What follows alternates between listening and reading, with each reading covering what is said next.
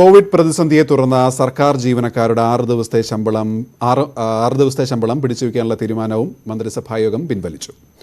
മുന്നോക്കക്കാരിലെ സാമ്പത്തികമായി പിന്നോക്കം നിൽക്കുന്നവർക്ക് സർക്കാർ സർവീസിൽ 10% സംവരണം ഉടൻ നിലവിൽ വരും. സംസ്ഥാനത്തെ 16 ഇനം പച്ചക്കറികൾക്ക് തറവില ഏർപ്പെടുത്താനും തീരുമാനിച്ചു. കോവിഡ് പശ്ചാത്തലത്തിൽ നേരത്തെ പ്രഖ്യാപിച്ച സാലറി കട്ട് പൂർണ്ണമായും ഒഴിവാക്കാനാണ് മന്ത്രിസഭായോഗ തീരുമാനം. ശമ്പളം പിടിച്ചുവെക്കാനുള്ള തീരുമാനം വലിയ പ്രതിഷേധത്തിന് ഇടയാക്കിയിരുന്നു. തെരഞ്ഞെടുപ്പ് കാലത്ത് ജീവനക്കാരെ പിണക്കേണ്ടെന്ന് CPM സംസ്ഥാന സെക്രട്ടേറിയറ്റും സർക്കാരിന് നിർദ്ദേശം നൽകിയിരുന്നു. ഇതുവരെ പിടിച്ച ശമ്പളം അടുത്ത മാസം മുതൽ വിതരണം ചെയ്യും. മുന്നോക്കക്കാരിലെ പിന്നാക്കക്കാർക്ക് 10% സംവരണം ഏർപ്പെടുത്താൻ സർക്കാർ നേരത്തെ തീരുമാനമെടുത്തതാണ്. PSC തയ്യാറാക്കി സർക്കാരിന് സമർപ്പിച്ച ചട്ടങ്ങൾ മന്ത്രിസഭാ യോഗം അംഗീകരിച്ചു. തെരഞ്ഞെടുപ്പിന് മുൻപ് ഇത് സംബന്ധിച്ച് വിജ്ഞാപനം പുറത്തിറക്കാനാണ് തീരുമാനം. 4 ലക്ഷം രൂപ വരെ വാർഷിക വരുമാനമുള്ളവർക്ക് സംവരണ ആനുകൂല്യം ലഭിക്കും. സംസ്ഥാനത്തെ 16 ഇനം പച്ചക്കറികൾക്ക് തറവില മന്ത്രിസഭായോഗം പ്രഖ്യാപിച്ചിട്ടുണ്ട്. നവംബർ 1 മുതൽ തറവില പ്രാബല്യത്തിൽ വരും. കൃഷിവകുപ്പും സഹകരണ വകുപ്പും ചേർന്ന് 550 കേന്ദ്രങ്ങൾ വഴി പച്ചക്കറി സംഭരിക്കാനും മന്ത്രിസഭായോഗം തീരുമാനിച്ചു. ന്യൂസ് 18 തിരുവനന്തപുരം. കേന്ദ്ര വിദേശകാര്യ സഹമന്ത്രി V. മുരളീധരൻ പ്രോട്ടോകോൾ ലംഘിച്ചു എന്ന പരാതി പ്രധാനമന്ത്രിയുടെ ഓഫീസ് തള്ളി.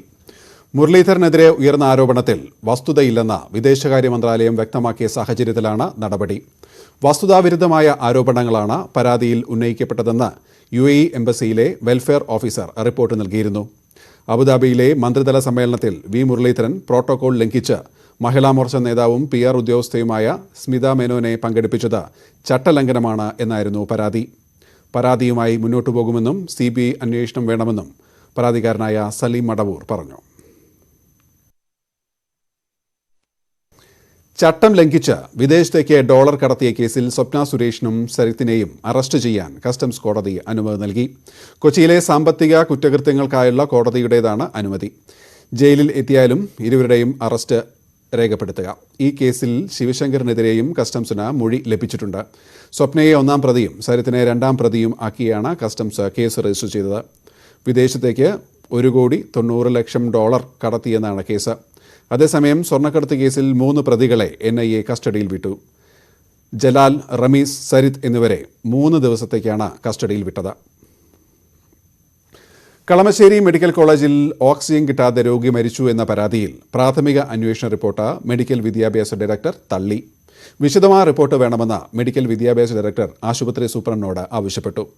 അതേസമയം കളമശ്ശേരി മെഡിക്കൽ കോളേജിൽ കോവിഡ് രോഗികൾക്ക് ആവശ്യത്തിന് ചികിത്സ ലഭിച്ചില്ല എന്ന പരാതിയുമായി കൂടുതൽ ആളുകൾ രംഗത്തെത്തി. മരിച്ച ഹാരിസിന്റെ ബന്ധുക്കളുടെ പരാതിയിൽ പോലീസ് അന്വേഷണം ആരംഭിച്ചു. കോവിഡ് ബാധിതരെ പരിചരിക്കുന്നതിൽ കളമശ്ശേരി മെഡിക്കൽ കോളേജ് അധികൃതർക്ക് വീഴ്ച സംഭവിച്ചിട്ടില്ലെന്നായിരുന്നു ആശുപത്രി സൂപ്രണ്ടിന്റെ പ്രാഥമിക റിപ്പോർട്ട്. ഈ റിപ്പോർട്ടാണ് മെഡിക്കൽ വിദ്യാഭ്യാസ ഡയറക്ടർ തള്ളിയത്. ഡോക്ടർ നജ്മയുടെ വെളിപ്പെടുത്തൽ, നഴ്സിംഗ് സൂപ്രണ്ടിന്റെ ഓഡിയോ വാട്സപ്പ് ഗ്രൂപ്പിൽ വരാനുണ്ടായ സാഹചര്യം എന്നിവ വ്യക്തമാക്കി വിശദമായ റിപ്പോർട്ട് നൽകാനും ആശുപത്രി സൂപ്രണ്ടിന് മെഡിക്കൽ വിദ്യാഭ്യാസ ഡയറക്ടർ നിർദ്ദേശം നൽകി. അതേസമയം കോവിഡ് ബാധിതനായിരുന്ന ഹാരിസ് മരിച്ചത് ചികിത്സാപ്പിഴവ് മൂലമാണെന്ന ആരോപണവുമായി ബന്ധുക്കൾ രംഗത്തെത്തി. ഓഗസ്റ്റ് 13 മരിച്ച ആലുവ സ്വദേശി ജമീലയ്ക്ക് ചികിത്സ കിട്ടിയില്ലെന്ന് മകൾ ഹൈറന്യൂസ ആരോപിച്ചു. കുടിക്കാൻ ചൂടുവെള്ളം പോലും കിട്ടിയില്ലെന്ന് ജമീല ഫോണിലൂടെ പറഞ്ഞിരുന്നു. പല കാര്യങ്ങളും ആശുപത്രി അധികൃതർ മറച്ചുവെച്ചതായും ഹൈറന്യൂസ പറഞ്ഞു. പിന്നെ ഇടയ്ക്ക് ഞങ്ങളെ വിളിക്കുമ്പോഴെല്ലാം എനിക്ക് ശ്വാസം എടുക്കാൻ പറ്റുന്നില്ല, എന്നെ ഇവിടുന്ന് കൊണ്ടുപോകണം, എങ്ങനെയും നിങ്ങൾ വേഗം വന്നിട്ട് ഇവിടുന്ന് കൊണ്ടുപോകണം എന്നുള്ളൊരാവശ്യം വെച്ച് പറഞ്ഞിരുന്നു. അപ്പോൾ അതെല്ലാം വെച്ചിട്ട് ഇപ്പോൾ ഡോക്ടർ നജ്മ പറഞ്ഞതും കൂടി ചേർത്ത് വായിക്കും മനസ്സിലാകുന്നത് മുച്ചിക്ക് ഇവിടെ ബുദ്ധിമുട്ടുകൾ ഒരുപാട് ഉണ്ടായിരുന്നു. അവരുടെ അശ്രദ്ധ മൂലമാണ് മുച്ചി മരണപ്പെട്ടതെന്നും നമ്മളിപ്പോൾ ചിന്തിക്കുന്നത് തന്നെ. ചികിത്സ നൽകിയതിൽ വീഴ്ചയുണ്ടായെന്ന് കോവിഡ് ബാധിച്ച് മരിച്ച ആലുവ സ്വദേശി ബൈഹൈക്കയുടെ സഹോദരൻ പറഞ്ഞു. പിന്നീട് സഹോദരന്റെ മരണശേഷം ആ ഫോൺ നമ്മൾക്ക് കിട്ടണത് അപ്പോഴാണല്ലോ. ആ ഫോൺ നോക്കുമ്പോൾ അത് റീഡ് ചെയ്തിട്ടില്ല, അത് കാണാണ്ട് പോയിട്ടുണ്ട്. അപ്പോൾ നമ്മൾ ഈ വിഷമത്തിലും പ്രയാസത്തിലും ഒക്കെ ആയിപ്പോയി, മനസ്സിലായോ? അപ്പോഴാണ് ഈ ഡോക്ടറുടെ വെളിപ്പെടുത്തൽ വന്നത്. ഡോക്ടറുടെ വെളിപ്പെടുത്തൽ നമ്മുടെ സംശയത്തെ ഒന്നുകൂടി ഉണർത്തുന്നതായി. ഹാരിസിന്റെ മരണത്തിൽ അന്വേഷണം ആരംഭിച്ച പോലീസ് മരണസമയത്ത് ഡ്യൂട്ടിയിലുണ്ടായിരുന്നവരുടെ വിവരങ്ങൾ നൽകാൻ മെഡിക്കൽ കോളേജ് അധികൃതരോട് ആവശ്യപ്പെട്ടു.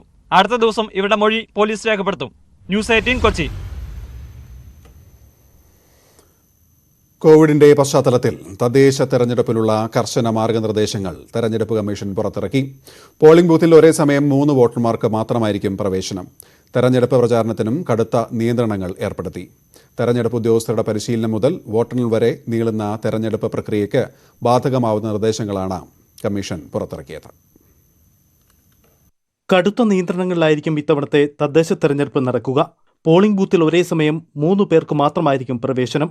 വോട്ടർമാരെ തിരിച്ചറിയാൻ ആവശ്യമെങ്കിൽ മാത്രം മാസ്ക് മാറ്റാം. പോളിംഗ് ഉദ്യോഗസ്ഥർക്ക് മാസ്കും ഫേസ് ഷീൽഡും കയ്യുറകളും നിർബന്ധം. കോവിഡ് പോസിറ്റീവായവർക്കും നിരീക്ഷണത്തിൽ കഴിയുന്നവർക്കും തെരഞ്ഞെടുപ്പ് ഉദ്യോഗസ്ഥർക്കും തപാൽ വോട്ട്.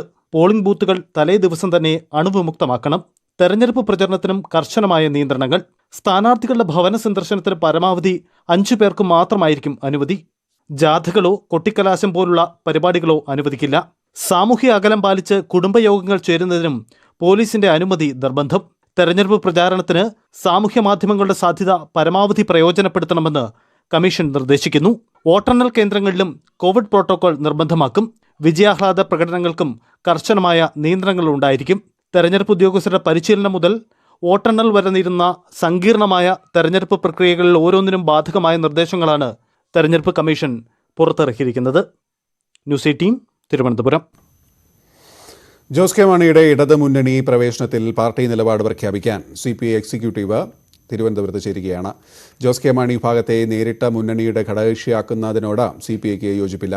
കാഞ്ഞിരപ്പള്ളി അടക്കമുള്ള സീറ്റുകളുടെ കാര്യത്തിലും ആശങ്കയുണ്ട്. പാർട്ടി നിലപാട് നാളെ ചേരുന്ന ഇടതുമുന്നണി യോഗത്തിൽ CPI അറിയിക്കും. വെൽഫെയർ പാർട്ടിയുമായുള്ള സഹകരണത്തെ ചൊല്ലിയും കോൺഗ്രസിൽ ചേരിപ്പോര്. സഹകരണത്തെ സ്വാഗതം ചെയ്ത കെ മുരളീധരനെ പിന്തുണച്ച് കെ സുധാകരൻ രംഗത്തെത്തി. മുരളീധരൻ പറയുന്നത് ശ്രദ്ധിക്കാറില്ല എന്നായിരുന്നു ഇതിന് KPCC അധ്യക്ഷൻ നൽകിയ മറുപടി. അതേസമയം മറ്റന്നാൾ ചേരുന്ന UDF യോഗത്തിൽ വിഷയം ചർച്ച ചെയ്യുമെന്നും മുല്ലപ്പള്ളി പറഞ്ഞു. തദ്ദേശ തെരഞ്ഞെടുപ്പിൽ വെൽഫെയർ പാർട്ടിയുമായി സഹകരിക്കുന്നതിനെ ചൊല്ലി കോൺഗ്രസിൽ ചക്കളത്തിൽ പോലെ രൂക്ഷമാകുന്നു.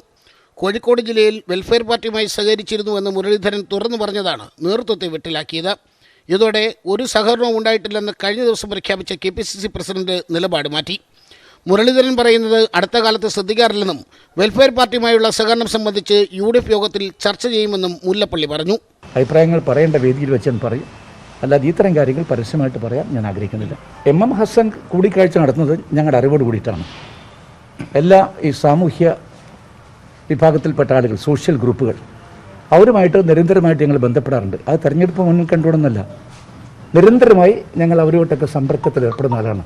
തർക്കം മുറുകുന്നതിനിടെ കെ മുരളീധരന്റെ നിലപാടിനെ പരസ്യമായി പിന്തുണച്ച് കെ സുധാകരൻ രംഗത്തെത്തി. ആര് പിന്തുണ വാഗ്ദാനം ചെയ്താലും സ്വീകരിക്കുമെന്ന് കെ സുധാകരൻ പ്രഖ്യാപിച്ചു. എന്നാൽ മുരളീധരനെ UDF കൺവീനർ MM ഹസൻ തിരുത്തി. മുന്നണിക്ക് പുറത്തുള്ള ഒരു കക്ഷിയുമായും ഐക്യമുണ്ടാക്കാൻ തീരുമാനിച്ചിട്ടില്ല എന്ന് MM ഹസൻ ആവർത്തിച്ചു. അതേക്കുറിച്ച് എനിക്കൊരറിവുമില്ല. UDFന്റെ ഒരു യോഗത്തിലും അത് റിപ്പോർട്ട് ചെയ്തതായിട്ട്, ഞാൻ പങ്കെടുത്ത യോഗത്തിലൊന്നും റിപ്പോർട്ട് ചെയ്തിട്ടില്ല.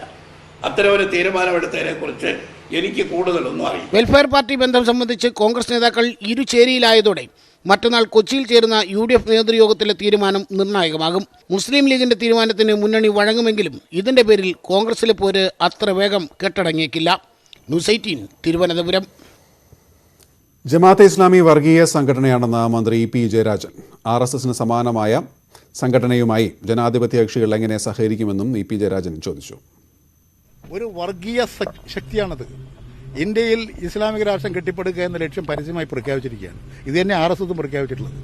അപ്പോൾ വർഗീയമായി ചിന്തിച്ച് വർഗീയമായി സംഘടിച്ച് നിന്ന് പ്രവർത്തിക്കുന്ന ഒരു സംഘടനയാണ്. എല്ലാ മതേതര ശക്തികളും ഇതിനെ ശക്തമായി എതിർക്കേണ്ടതാണ്. ജനപ്രതിനിധികളടക്കമുള്ള ഇടത് നേതാക്കൾ പ്രതികളായ കേസുകൾ കൂട്ടത്തോടെ പിൻവലിക്കാൻ നീക്കം. പൊതുമുതൽ നശിപ്പിച്ചത് ഉൾപ്പെടെ 200-ലേറെ കേസുകൾ പിൻവലിക്കാനാണ് സർക്കാർ കോടതിയിൽ അപേക്ഷ നൽകിയിരിക്കുന്നത്. PSC തട്ടിപ്പ് കേസിലെ പ്രതികളായ SFI നേതാക്കൾക്കെതിരെ പൊതുമുതൽ നശിപ്പിച്ചതുമായി ബന്ധപ്പെട്ട കേസുകൾ പിൻവലിക്കാൻ അപേക്ഷ നൽകി. തലസ്ഥാനത്ത് നടന്ന വിവിധ സമരങ്ങളുടെ ഭാഗമായി പൊതുമുതൽ നശിപ്പിക്കപ്പെട്ടതിനെടുത്ത 150-ലേറെ കേസുകളും MLA-മാരും MP-മാരും പ്രതികളായ 50-ലേറെ കേസുകളും പിൻവലിക്കാനാണ് ആഭ്യന്തര വകുപ്പിന്റെ തീരുമാനം. കൊച്ചിയിൽ നടിയെ ആക്രമിച്ച കേസിൽ ഇന്നത്തെ സാക്ഷി വിസ്താരം നടന്നില്ല. പ്രോസിക്യൂട്ടർ ഹാജരാകാത്തതിനെ തുടർന്ന് വിസ്താരത്തിനെത്തിയ കാവ്യമാധവനും നാദിർഷയും മടങ്ങി. കോടതിക്കെതിരെ അവിശ്വാസം പ്രകടിപ്പിച്ച പ്രോസിക്യൂഷൻ വിചാരണ നിർത്തിവെക്കണമെന്ന് ആവശ്യപ്പെട്ടിരുന്നു. ഹാത്രസിൽ പെൺകുട്ടി കൂട്ടബലാത്സംഗത്തിനിരയായി കൊല്ലപ്പെട്ട സംഭവത്തിൽ ഫോറൻസിക്സ് റിപ്പോർട്ടിനെ വിമർശിച്ച ഡോക്ടർമാർക്കെതിരെ നടപടി. അലിഗഡ് സർവകലാശാലയ്ക്ക് കീഴിലുള്ള ജവഹർലാൽ നെഹ്റു മെഡിക്കൽ കോളേജിലെ ഡോക്ടർമാരായ അസിം മാലിക്, ഉബൈദ് ഹക്ക് എന്നിവരെയാണ് ചുമതലയിൽ നിന്നും ഒഴിവാക്കിയത്. എന്നാൽ ഡോക്ടർമാരെ ചുമതലയിൽ നിന്നും നീക്കിയതിന് ഹത്രസ് സംഭവവുമായി ബന്ധമില്ല എന്നാണ് സർവകലാശാലയുടെ വിശദീകരണം. ഹാത്രസിലെ പെൺകുട്ടി ബലാത്സംഗത്തിന് ഇരയായിട്ടില്ലെന്നായിരുന്നു പോലീസ് വാദം. ഇക്കഴിഞ്ഞ 5-ാം തീയതി UP ADGP പ്രശാന്ത് കുമാറാണ് ഇക്കാര്യം മാധ്യമങ്ങളോട് പറഞ്ഞത്. എന്നാൽ പെൺകുട്ടിയെ ആദ്യം പ്രവേശിപ്പിച്ചിരുന്ന അലിഗഡിലെ ജവഹർലാൽ നെഹ്റു മെഡിക്കൽ കോളേജിലെ chief medical officer doctor Azeem Malik police വാദം തള്ളിയിരുന്നു. ആക്രമണം നടന്ന് 11 ദിവസത്തിന് ശേഷമാണ് സാമ്പിളുകൾ ശേഖരിച്ചത്. 96 മണിക്കൂർ കഴിഞ്ഞാൽ ഫോറൻസിക് തെളിവുകൾ കണ്ടെത്താൻ കഴിയില്ല. പെൺകുട്ടിയുടെ മെഡിക്കോ ലീഗൽ പരിശോധനാ റിപ്പോർട്ടിൽ ബലാത്സംഗം സ്ഥിരീകരിച്ചിട്ടുണ്ടെന്നും ഡോക്ടർമാർ പറഞ്ഞിരുന്നു. Chief medical officer doctor Aseem മാലിക്കിന് പുറമെ പോലീസ് വാദത്തെ ചോദ്യം ചെയ്ത ഡോക്ടർ ഉബൈദ് ഹക്കിനെയും ചുമതലകളിൽ നിന്ന് ഒഴിവാക്കി. വൈസ് ചാൻസലർ താരിഖ് മൻസൂറിന്റെ നിർദ്ദേശപ്രകാരം chief medical officer incharge doctor സൈദിയാണ് ഇരുവരെയും ചുമതലയിൽ നിന്ന് മാറ്റിക്കൊണ്ടുള്ള കത്ത് നൽകിയത്. അതേസമയം ഹാത്രസ് സംഭവവുമായി ബന്ധപ്പെട്ട് ആരെയും സസ്പെൻഡ് ചെയ്തിട്ടില്ല എന്നാണ് അലിഗഡ് സർവകലാശാല അധികൃതരുടെ പ്രതികരണം. CMOമാർ കോവിഡ് ബാധിച്ച് അവധിയിൽ ആയിരുന്നതിനാൽ താൽക്കാലിക ചുമതലയാണ് അസീം മാലിക്, ഉബൈദ് ഹക്ക് എന്നിവർക്ക് നൽകിയത്. ഡോക്ടർമാർ തിരിച്ചെത്തിയതിനാലാണ് ഇരുവരെയും ചുമതലകളിൽ നിന്ന് ഒഴിവാക്കിയതെന്നും അധികൃതർ പറയുന്നു. KP Abhilash, news 18, Delhi. ഹാത്രസിലേക്ക് പോകുന്നതിനിടെ UP പോലീസ് അറസ്റ്റ് ചെയ്ത മാധ്യമപ്രവർത്തകൻ സിദ്ദിഖ് കാപ്പന്റെ കുടുംബം നീതി ആവശ്യപ്പെട്ട വയനാട് MP രാഹുൽ ഗാന്ധിക്ക് നിവേദനം നൽകി. ഹാത്രസ് പെൺകുട്ടിയുടെ കുടുംബത്തെ സന്ദർശിക്കാനാണ് സിദ്ദിഖ് പോയതെന്നും മോചനം ഉറപ്പാക്കാൻ രാഹുൽ ഇടപെടണമെന്നും കുടുംബം ആവശ്യപ്പെട്ടു. അറസ്റ്റിന് ശേഷം സിദ്ദിഖ് കാപ്പനെ ഇതുവരെ ഫോണിൽ ബന്ധപ്പെടാൻ പോലും കഴിഞ്ഞിട്ടില്ല എന്നും ഭാര്യ രാഹുൽ ഗാന്ധി അറിയിച്ചു. നീതി ലഭിക്കണം, തെറ്റൊന്നും ചെയ്തിട്ടില്ല. അന്ന് മുതൽ ഇന്ന് വരെ ഒരു കോണ്ടാക്റ്റും ഇല്ല. വക്കീലിന് പോലും കാണിച്ചിട്ടില്ല. വക്കീൽ ഡൽഹിയിൽ നിന്ന് ഒരു രാവിലെ പോയിട്ട് വൈകുന്നേരം വരെ നിന്നിട്ട് ഇതുവരെ കാണാൻ സാധിച്ചിട്ടില്ല. വയനാട്ടിലെ 2 ദിവസത്തെ ഔദ്യോഗിക സന്ദർശനത്തിന് ശേഷം രാഹുൽ ഗാന്ധി ഡൽഹിക്ക് മടങ്ങും. രാവിലെ ജില്ലയിലെ UDF നേതാക്കളുമായി അദ്ദേഹം കൂടിക്കാഴ്ച നടത്തി. AICC ജനറൽ സെക്രട്ടറി KC വേണുഗോപാലും അദ്ദേഹത്തിനൊപ്പം ഉണ്ടായിരുന്നു. റോഡ് മാർഗം കണ്ണൂർ വിമാനത്താവളത്തിലെത്തുന്ന രാഹുൽ അവിടെ നിന്ന് പ്രത്യേക വിമാനത്തിൽ ഡൽഹിയിലേക്ക് പോകും. പോലീസ് ആക്ട് ഭേദഗതി ചെയ്യാൻ ഓർഡിനൻസ് കൊണ്ടുവരാൻ മന്ത്രിസഭാ തീരുമാനം. സമൂഹ മാധ്യമങ്ങളിലൂടെയുള്ള അപകീർത്തിപ്പെടുത്തൽ തടയുക എന്ന ലക്ഷ്യത്തോടെയാണ് ഭേദഗതി. സമൂഹ മാധ്യമങ്ങളിലൂടെയുള്ള ഭീഷണിപ്പെടുത്തൽ, അധിക്ഷേപിക്കൽ, ഇവ പ്രസിദ്ധീകരിക്കൽ, പ്രചരിപ്പിക്കൽ എന്നിവ ഭേദഗതി പ്രകാരം കുറ്റകൃത്യമാവും. ഇതോടെ ഇത്തരം പരാതികളിൽ പോലീസിന് കേസെടുക്കാൻ അധികാരം ലഭിക്കും. വാളയാർ വ്യാജമദ്യ ദുരന്തത്തിൽ പോലീസിന് നിർണായക തെളിവ് ലഭിച്ചു. ചെല്ലങ്കാവ് ആദിവാസി കോളനിക്ക് സമീപം ഇന്നലെ രാത്രി നടത്തിയ പരിശോധനയിലാണ് ദ്രാവകമടങ്ങിയ കന്നാസ് കണ്ടെത്തിയത്. രാസപരിശോധനാ ഫലം ലഭിച്ചതിന് ശേഷമേ ദ്രാവകം എന്താണെന്ന് സ്ഥിരീകരിക്കാനാവൂ. ചെല്ലങ്കാവ് ആദിവാസി കോളനിയിൽ നിന്നും 200 മീറ്ററോളം മാറിയുള്ള കുറ്റിക്കാട്ടിൽ നിന്നുമാണ് ദ്രാവകമടങ്ങിയ കന്നാസ് കണ്ടെത്തിയത്. 35 ലിറ്ററിന്റെ കന്നാസിൽ 12 ലിറ്ററോളം ദ്രാവകം ഉണ്ടായിരുന്നു. ഇത് വ്യാവസായിക ആവശ്യത്തിന് ഉപയോഗിക്കുന്ന സ്പിരിറ്റാണോ എന്ന് സംശയമുണ്ട്. എന്നാൽ രാസപരിശോധന നടത്തിയതിനു ശേഷമേ ഇക്കാര്യം സ്ഥിരീകരിക്കാനാവൂ. നേരത്തെ ഉണ്ടായിരുന്ന ആശുപത്രിയിൽ ഒബ്സർവേഷനിലുള്ള ആളുകൾ പറഞ്ഞ അതേപോലെ തന്നെ ഉള്ള ഒരു ദ്രാവകമായിട്ടാണ് നമുക്ക് തോന്നുന്നത്. അത് ഇനി കൂടുതൽ കെമിക്കൽ ലാബിൽ കൊടുത്തയച്ച് എറണാകുളത്തുള്ള കെമിക്കൽ ലാബിലേക്കാണ് ഇത് അയക്കുന്നത്. അയച്ചിട്ട് ആ റിസൾട്ട് കിട്ടിയാലേ ഇതെന്താണ് സാധനം എന്ന് നമുക്ക് കൃത്യമായിട്ട് പറയാൻ സാധിക്കും. ദുരന്തമുണ്ടായ ദിവസം മരിച്ച ശിവന്റെ കൈവശം ഇതിന് സമാനമായ കന്നാസ് കണ്ടിരുന്നതായി ഒരു മൂപ്പൻ പറഞ്ഞു.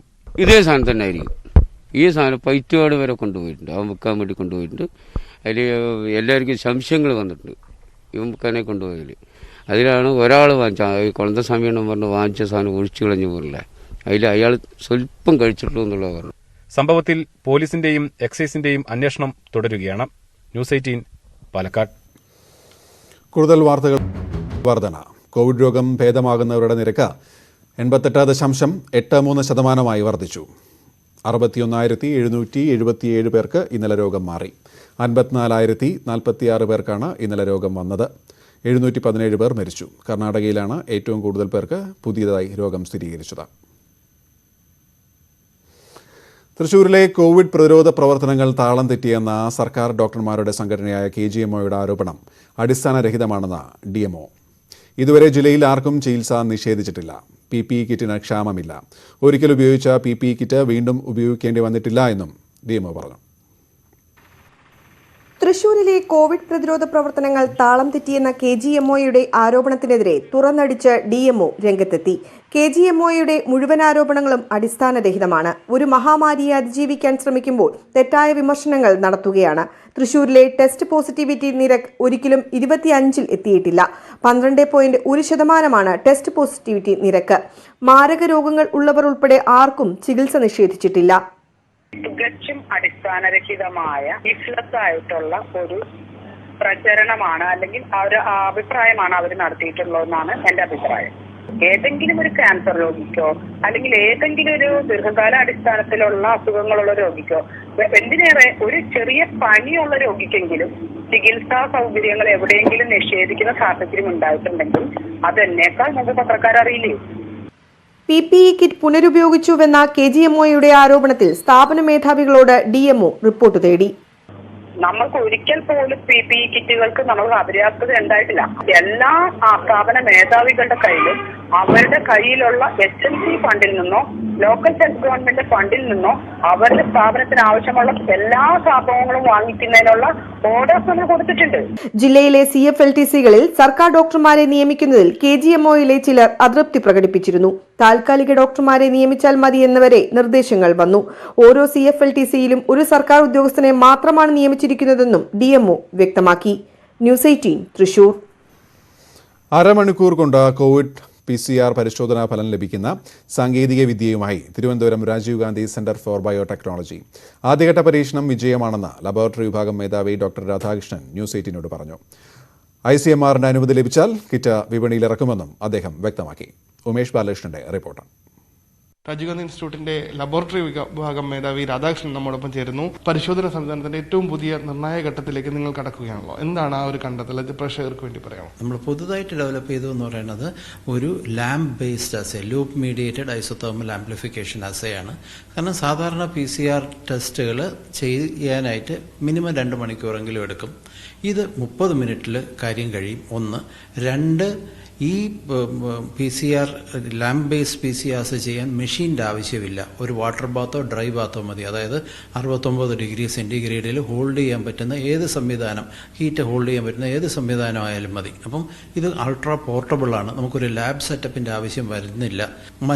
നെഗറ്റീവ് ആണെങ്കിൽ മഞ്ഞയും പോസിറ്റീവ് ആണെങ്കിൽ ചുവപ്പുമായിരിക്കും. അരമണിക്കൂറിനുള്ളിൽ റിസൾട്ട് കിട്ടുകയും ചെയ്യും. എന്ന് മുതൽ സാധാരണക്കാർക്ക് അല്ലെങ്കിൽ സാധാരണ പരിശോധന കേന്ദ്രങ്ങൾ ഇത് ലഭിച്ചു തുടങ്ങും? 3 ലോട്ട് വെരിഫൈ ചെയ്തിട്ട് ഇത് PCR-ന്റെ തക്കവണ്ണം കൺസിസ്റ്റൻസി ഉണ്ട് എന്നവർ പറയുമ്പോൾ ICMR-നെ റെക്കഗ്നൈസ് ചെയ്തിട്ട് പിന്നെ ഇത് തേർഡ് പാർട്ടിക്ക് ടെക്നോളജി ട്രാൻസ്ഫർ ചെയ്യുകയായിരിക്കും ചെയ്യുന്നത്. നമുക്ക് ഇതിന് എത്ര ചെലവ് പ്രതീക്ഷിക്കുന്നുണ്ട്?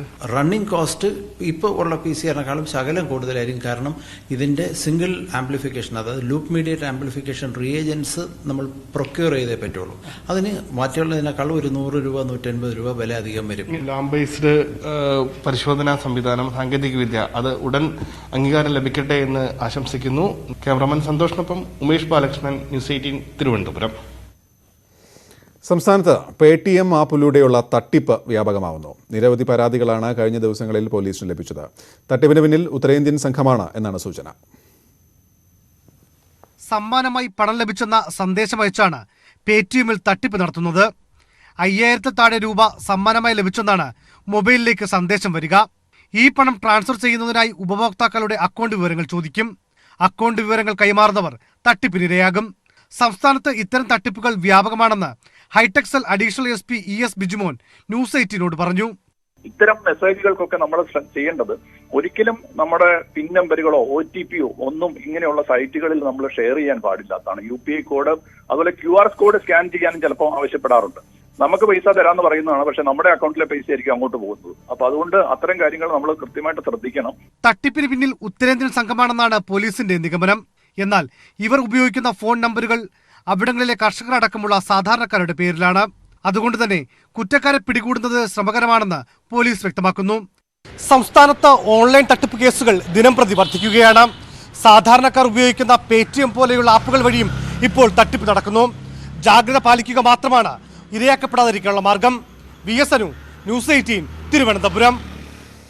CPM നേതാവും കോഴിക്കോട് മുൻ മേയറുമായ M ഭാസ്കരൻ അന്തരിച്ചു. 80 വയസ്സായിരുന്നു. കരൾ രോഗവുമായി ബന്ധപ്പെട്ട് ഏറെ നാളായി ചികിത്സയിലായിരുന്നു. 2005 മുതൽ 2010 വരെയും കോഴിക്കോട് മേയറായിരുന്നു. നിലവിൽ CPM കോഴിക്കോട് ജില്ലാ കമ്മിറ്റി അംഗമാണ്. സഹകരണ ആശുപത്രി മുൻ ചെയർമാൻ, റബ്കോ വൈസ് ചെയർമാൻ തുടങ്ങിയ നിലകളിൽ പ്രവർത്തിച്ചിട്ടുണ്ട്. മുഖ്യമന്ത്രി പിണറായി വിജയൻ അടക്കമുള്ളവർ അനുശോചിച്ചു.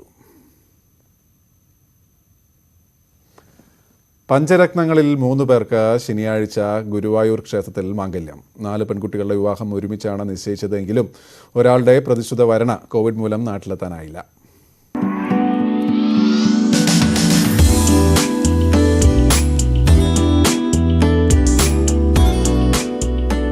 ഇവരാണ് 1995 നവംബർ 18-ന് ഒറ്റപ്രസവത്തിൽ പിറന്ന പ്രേംകുമാർ രമാദേവി ദമ്പതികളുടെ പഞ്ചരത്നങ്ങൾ. ഇനി 4 കല്യാണ പെൺകുട്ടികളെ പരിചയപ്പെടാം. എൻ്റെ പേര് ഉത്തര. ഞാനൊരു ഓൺലൈൻ മാധ്യമ പ്രവർത്തകയാണ്. അപ്പോൾ എൻ്റെ വരൻ കോഴിക്കോട് സ്വദേശിയാണ്. മഹേഷ് കുമാർ എന്നാണ് പേര്. എൻ്റെ പേര് ഉത്തര. ഞാൻ ഫാഷൻ ഡിസൈനറായിട്ട് വർക്ക് ചെയ്യുന്നു. എൻ്റെ വരൻ്റെ പേര് അജിത് കുമാർ KS എന്നാണ്. കൊല്ലത്താണ് വീട്. എൻ്റെ പേര് ഉത്തമ. എന്നെ കെട്ടാൻ പോകുന്ന വരൻ വട്ടിയൂർക്കാവിലാണ്. മസ്കറ്റിലാണ് ജോലി ചെയ്യുന്നത്, അക്കൗണ്ടൻ്റായിട്ട്. പേര് വിനീത്. ഞാൻ ഉത്രജ. കൊച്ചി എയിംസിൽ അനസ്തേഷ്യ ടെക്നീഷ്യനായിട്ട് വർക്ക് ചെയ്യുന്നു. എൻ്റെ വരനും അനസ്തേഷ്യ ടെക്നീഷ്യനാണ്. കുവൈറ്റിലാണ് വർക്ക് ചെയ്യുന്നത്. പേര് ആകാശ്. കഴിഞ്ഞ ഏപ്രിൽ 26-ന് വിവാഹം നടത്താനിരുന്നതാണ്. എന്നാൽ കോവിഡിന്റെ പശ്ചാത്തലത്തിൽ മാറ്റി. ശനിയാഴ്ച ഉത്തര, ഉത്തമ എന്നിവരുടെ കല്യാണമാണ് നടക്കുക. ഉത്രജയുടെ വരന് വിദേശത്ത് നിന്ന് നാട്ടിലെത്താനായിട്ടില്ല. അപ്പം ആരെയും സങ്കടപ്പെടുത്തേണ്ട, എല്ലാവരും ഒരുമിച്ച് നടത്താന്നുള്ള തീരുമാനത്തിൽ തന്നെയാണ് ആദ്യമേ ഇവർ 4 പേർക്ക് ഒന്നിച്ച് ആലോചനയൊക്കെ നോക്കിയതും വിവാഹം നിശ്ചയിച്ചതുമെല്ലാം. കോവിഡ് വന്നപ്പം അതിൻ്റെ നിയന്ത്രണമൊക്കെ വന്നപ്പോഴത്തേക്ക് ഒരു പയ്യന് വരാൻ കഴിയുന്നില്ല. ഇനിയിപ്പോൾ ഉള്ളത് ഭംഗിയായിട്ട് നടത്തുക. 2005-ൽ അച്ഛൻ പ്രേംകുമാർ മരിച്ചു. ഇപ്പോൾ 4 പെൺകുട്ടികളുടെയും കാരണവർ സ്ഥാനത്ത് സഹോദരൻ ഉത്രജനാണ്. വിവാഹശേഷം സഹോദരിമാർ വീട് വിട്ടു പോകുന്നതിൽ ഉത്രജന് ചെറിയ പരിഭവമുണ്ട്. വിഷമമുണ്ട്, പക്ഷേ എങ്കിലും നല്ലൊരു ജീവിതത്തിനായോണ്ട് ആശ്വാസമുണ്ട്. ജോലിക്കായി ഉടൻ ഒമാനിലേക്ക് പോകാനൊരുങ്ങുകയാണ് ഉത്രജൻ. പഞ്ചരത്നത്തിലെ ആൺതരിക്കും സഹോദരിമാർക്ക് പിന്നാലെ കല്യാണം ഉണ്ടാകുമോ എന്ന ചോദ്യത്തിന് അമ്മയുടെ മറുപടി ഇങ്ങനെ: കൊച്ചു പയ്യനല്ലേ, അതിനൊക്കെ പ്രായമാവട്ടെ, ജോലിയൊക്കെ ആയി പ്രായം, അതിനുള്ള പക്വതയൊക്കെ എത്തിയിട്ട് നടത്താം. ന്യൂസ് 18 തിരുവനന്തപുരം. IPL ആവേശം.